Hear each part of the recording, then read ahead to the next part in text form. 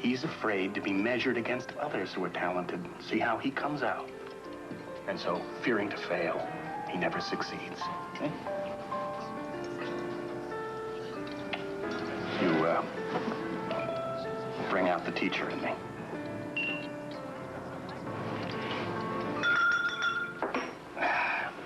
Ladies and gentlemen, if I may employ a military metaphor here, I think of us as a battalion of elite troops. Each man, from private to captain, subsuming his own personality in order to create one formidable fighting machine. To the efforts of the Moncton Strike Force and our submission for the Cathcart Prize, Todd, Mort, Vinnie, Ann, Cassy, I've been proud to serve as your commander. Hear, hear. Hear, hear. Let's not forget Redmond. I mean, he contributed as much as anyone else. Of course. To Redmond Dunne, who has resisted every corrupting claim of adulthood, clinging tenaciously to the eternal ideal. Our very own Peter Pan with a pen.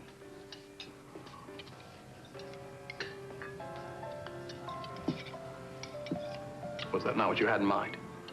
Redmond has his faults, but he's a great reporter. Well, I suppose that's an opinion about which reasonable people may differ. Then we differ. Thanks for helping me out with that story today, Haskell. Dory, I think we should talk about Redmond and Ann. Haskell. Dad. Well, no, let's just follow this out and get it over with. My impression of the attraction between Redmond and Ann is that it now seems to be developing to a future plateau, which maybe we don't know the name of yet, but the closest that I can come to it in English is that maybe they're falling in love. So here's my question for you. Are you gonna let this make you crazy? Are you gonna let it ruin your work? Not to mention ruin my work. I'm sorry I didn't help with the story, Haskell. The hell with the story. All I'm saying is that it's your call, but I don't think that you should let what's happening between Redmond and Ann make you nuts. I'm done washing. You dry.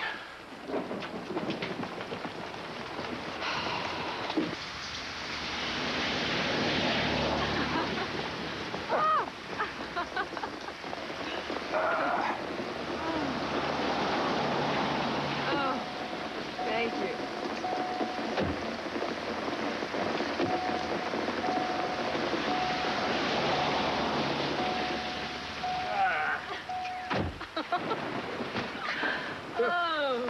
Anyway, it only looks like a hard choice, but you got a great anchor job now in New York, and they're offering me a great anchor job in Washington. My producer at the network says you ought to get combat pay for working with me while I make up my mind. My fallback position is that men find me threatening. Do you? No. Oh, Clay, can we just sit here for a minute? We've all changed so much. Everything's happened so fast. I miss those days when we were all living up in Albany. You had that little house and Shelley was pregnant. I remember. Maybe we should get going. There could be some traffic at the airport. You know what I remember? We were having one of those potluck dinners. It was snowing. I'd come early because I had a casserole and you came out of the shower. Didn't know I was there. Shelley always forgot to replace the towels. That was a good house. Good times. I was so jealous. It's almost 9 o'clock. It's the last shuttle to New York. When my mother told me you two had split up, I felt sick. I didn't know whether to call you or Shelley, so I didn't call either one of you. But I know what I was thinking. Can I have the keys? No. Stephanie. I can take the 7 a.m. shuttle. I don't really have to be in the office until 10. Look, I'm not a monk. Always found you very attractive. Clay, we have so much to talk about. We should be together tonight. We should hold each other tonight. There'll be too many people in the bed. All that stuff you were talking about, all the good times. When Shelley moved back to Albany with my son, it brought all that stuff back up for me again. It's just too fresh. Promise me you'll see me again. No matter where I work. I promise.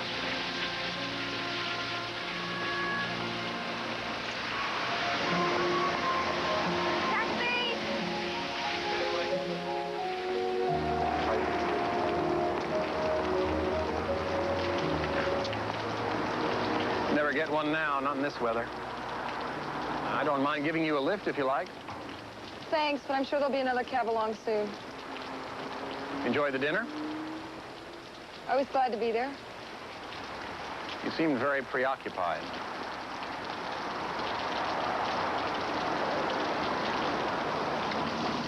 Edison, I want you to come clean about the barber story. I mean, I heard everything you said about not being afraid to compete, and I agree with it. But if you steered that tip to me, I want to know it. I do not understand why this is such a big deal for you. You're my editor. I defer to you. But I don't feel like I need to be fed tips on the sly. In fact, it makes me feel funny. In fact, I find it kind of demeaning. So you're mad at me? Don't misunderstand me. I don't feel like I'm a finished product. Cassy wants to spread her wings. Is that the import? Wants to be her own person professionally, I guess. With your help, with your guidance, because I am grateful. You worked hard. You don't need me to create you. You've created yourself. I think I get it.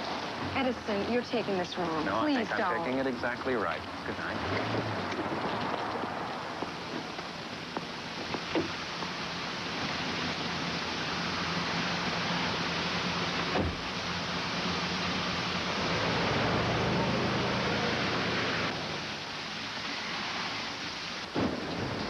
Put the nude hologram on the inside of the book jacket, but we shrink wrap to prevent gratis looks. Miles? Yes? Miles, I thought all afternoon about some angle I must be missing. Well, you know how you turned down John Charles's offer to stick by me? The only thing I could think of is that you're a nice guy. Andrea, don't think it's a duplication of effort. Oh, don't worry. I won't tell anyone. I just wanted to let you know how lucky I feel.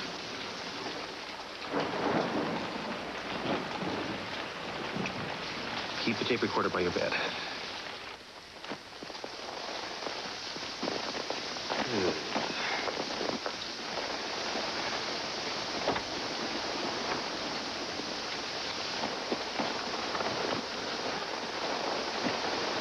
Who the hell are you? I'm Frank Chapin, your new financial consultant. So that's who you're doing that kiss and tell book with. How'd you find this apartment? I get the particulars on everyone owes me money. More pertinence why you don't return my call. Mr. Chapin, I want you to know that Tony Rago and I never had any problems about my paying my debts. I don't know, Miles. You mind if I call you Miles? I got these records here. Let's see. May 18th, missed the week. August 11th, missed the week. Were you and Tony friends or something? You'll notice that every time I missed a payment, I paid double the next week, plus additional interest. Double payments, additional interest, that's complicated. Busy. I don't like busy. I take your point, Mr. Chapin. Plus, I see all you're paying on is your VIG. Let me give you a little free advice, Miles. You want to start chipping away at that principle. I'll try my best. Try? That's not a word I understand. I think Vince Lombardi once said, there's no trying, there's doing. I'm a big fan of Lombardi. Mr. Chapin, I'm a big boy. I didn't walk into this with my eyes closed. I understand what it means to owe you money, and I'll meet my commitments in timely fashion. That's what I wanted to hear. We got an understanding. Would you please stop squeezing my hand? You know, all this goonery has a limited appeal. You've got a smart attitude, friend. You got people mad at you. Don't get me mad at you.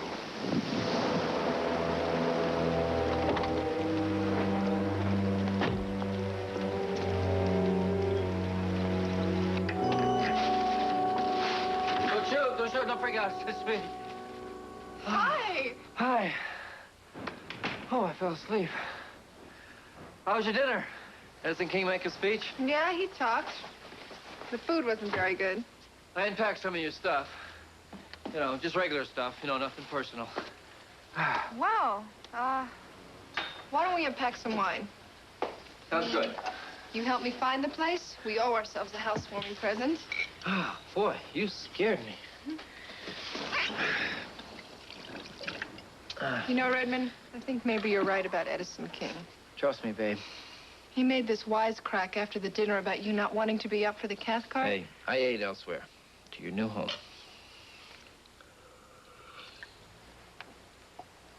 You have your prize submissions? Yeah, somewhere. Well, let's take a look at them. They have to be done right, you know. There's a whole science to this thing. We'll make sure they got you in the right categories. I mean, if you're going to submit for a prize, you might as well do it right. Right?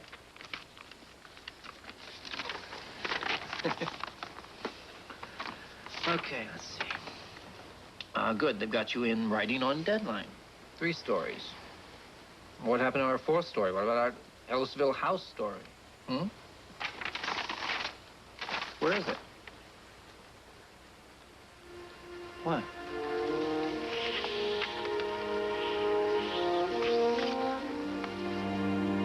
I don't understand you at all. Welcome to the club.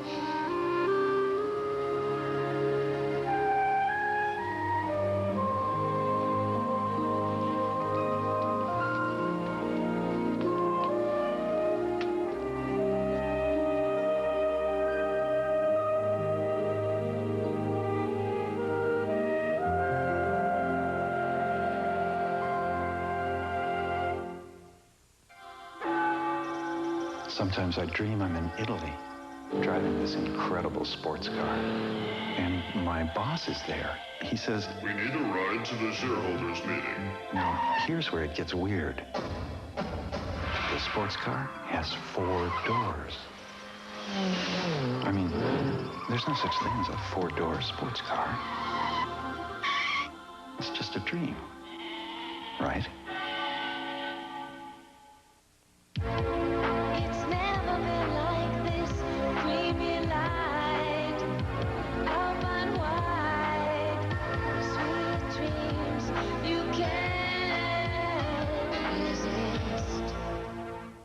Can fix our heartburn with headache. Not Alka-Seltzer. This is advanced formula Alka-Seltzer with less sodium, and you can take it with just a little water. It tasted great, but it's not Alka-Seltzer. It is. Are you two taking Alka-Seltzer? Oh, no, Alka-Seltzer. New advanced formula Alka-Seltzer. Thursday on prime time. In Africa, they're not just hunting animals, they're hunting people. Troops shoot to kill any ivory poachers. Diane Sawyer in Kenya meets the man waging his own war for the future of Africa. They shoot us, so we shoot them. Prime time Thursday. Story about the woman fighting crack dealers on her block. What's going on? They just shot her. Next on Capital News. Frankly, I'm disappointed in Cassy, Jojo. Up or down? If I'm not cutting it, let me hear the words. You're gonna walk out in 6 years with me to go off in the damn jungle? If I have to. I'm calling in your loan. I want the whole 84,000. I'm over my head, Vinnie. I'm in a lot of trouble. I've got you! Bravo, man! Go, man! Raymond! I'm Diane Sawyer. Later on Nightline, a national epidemic of cheating in colleges. Some surprising examples and some solutions tonight. This is Joan Lunden. And Charles Gibson. Tomorrow, find out why you may need a broker to buy a home. Plus, songstress Melba Moore performs on Good Morning America tomorrow. I'm Jeff Lindbergh. Join us next for News 7 Nightcast. UTEP assistant basketball coach Norm Ellenberger is closer to an Hawaiian paradise. Please join us next for News 7 Nightcast.